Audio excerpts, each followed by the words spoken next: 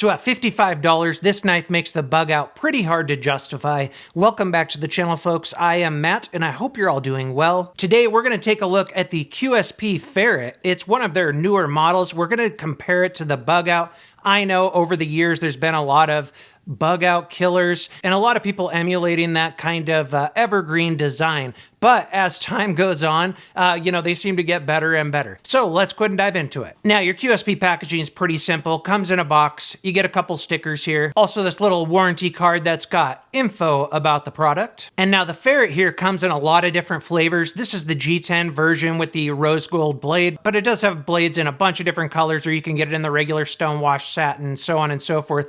Also, for a slightly upgraded price, you can get these with carbon fiber scales as well. It's got great action. I can open it with my right hand, no problem, which is kind of rare. And it's got that really nice pointy Nitro V drop point blade. There it is next to a Bugout. They're pretty close in size. The Ferret's a little bit on the shorter end. I think the handle's just slightly shorter, but you don't really notice it in hand. And here it is next to a PM2.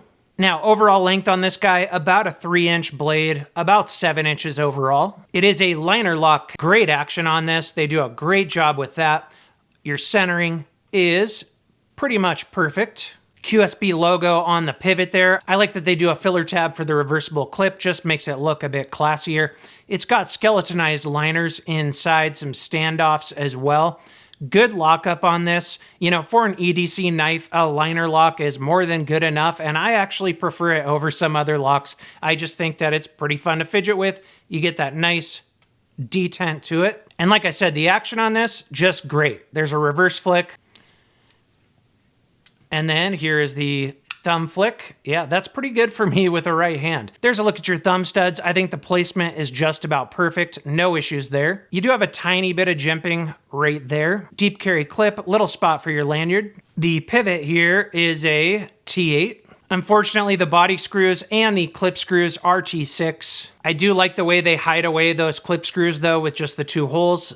That's nice. There's what it looks like from the side. Now your blade stock thickness there at the thickest part is 165 thousandths. And you do have some great jimping there on the blade as well. So when you're holding this thing, you got a little bit of jimping right there. You can be back here or you can be up here, and it feels really good. It's not just for looks. You can get way up there. I mean, you could go like this as well, and you still feel like you're in control because of the way this handle is shaped.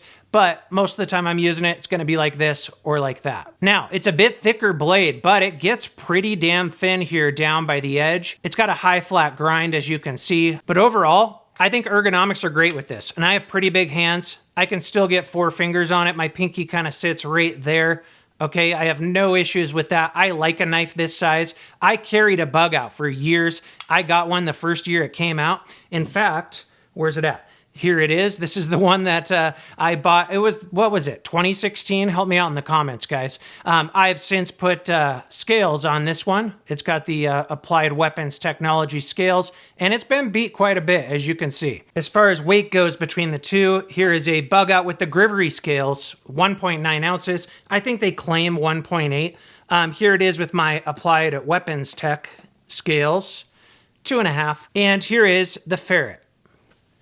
So 2.9, I think it's claimed 2.8, so the scale might be a little bit high on both of them. But, in day-to-day use, I'll take that extra ounce for the more solid, rigid scales. No problem. I would do that every day. It still feels very lightweight. This would fit in gym shorts, no problem, and you wouldn't feel it. And it's just a lot more sturdy construction compared to the Grivery scales on a Bugout here. So, as people know that have had these for years, there is some flex. It's not a bad knife, but there's a reason why people modify them so much and put their own scales on them. Also, when it comes to the axis lock, it's strong, but their action's not even the best axis lock out there anymore. Not bad, but it's not the best. So now, basically, when comparing the Ferret to the Bugout, you got better scales here with liners, and some would say a better locking system compared to an Omega spring, although I've never had an Omega spring break on a Benchmade. I have on other knives. But obviously on the Benchmade, you got S30V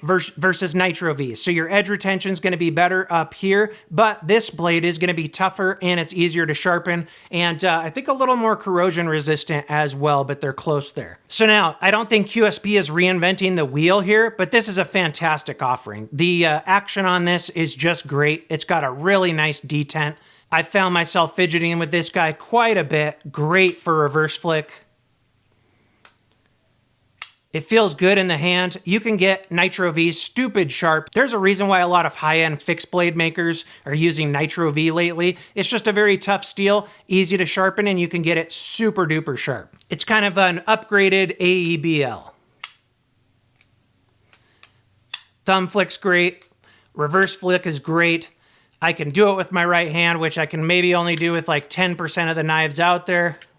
And there, here we go. It's still clumsy. There's the thumb flick, and I can unlock it.